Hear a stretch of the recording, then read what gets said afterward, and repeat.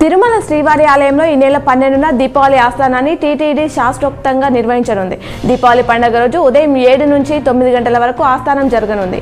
సాయంత్రం 5 గంటలకు శ్రీదేవి భూదేవి సమేత శ్రీ మల్లయ్యప్ప స్వామి వారు శాస్త్ర దీపాలంకరణ సేవలో పాల్గొని ఆలయ 4 మాడ వీధిలో విహరిస్తారు.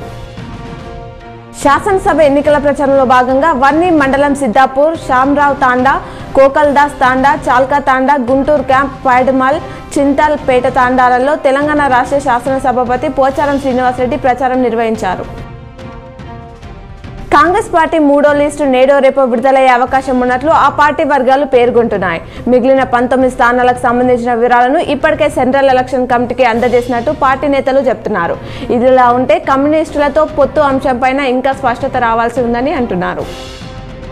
నిజామాబాద్ నగరంలోని కేసీఆర్ కాలనీ కమ్యూనిటీ హాల్లో ఆదివారం రాత్రి ఎమ్మెల్యే బిగాల గణేష్ గుప్తా 16 తరపాల పద్మశాలి సంఘాలతో ఆత్మీయ సమ్మేళనం నిర్వహించారు.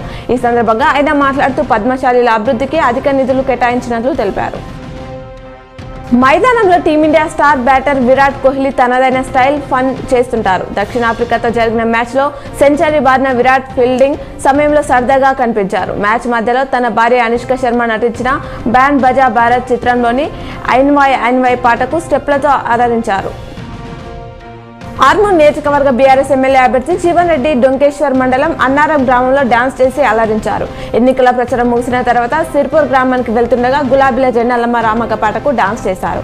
ఆయనతో కలిసి ప్రజాప్రతినిధులు, నాయకులు సైతం స్టెప్పులు వేశారు. మాజీ మంత్రి షబీర్ అలీ ఎమోషనల్ కామెంట్స్ చేశారు. ఆదివారం నిజామాబాద్లో జరిగిన కాంగ్రెస్ పార్టీ ఆత్మీయ సమ్మేళనంలో ఆయన మాట్లాడారు. కామారెడ్డి వదిలేసి నిజామాబాద్కు వస్తున్నందుకు ఒకవైపు హృదయ భారంగా అనిపిస్తుందని, మరోవైపు మీ ఆప్యాయత, మీ అభిమానం ఆనందాన్ని కలిగిస్తుందని ఆయన ఎమోషనల్ అయ్యారు. కాంగ్రెస్ పార్టీ విజయానికి ప్రతి ఒక్కరూ కృషి చేయాలని ఆయన కోరారు.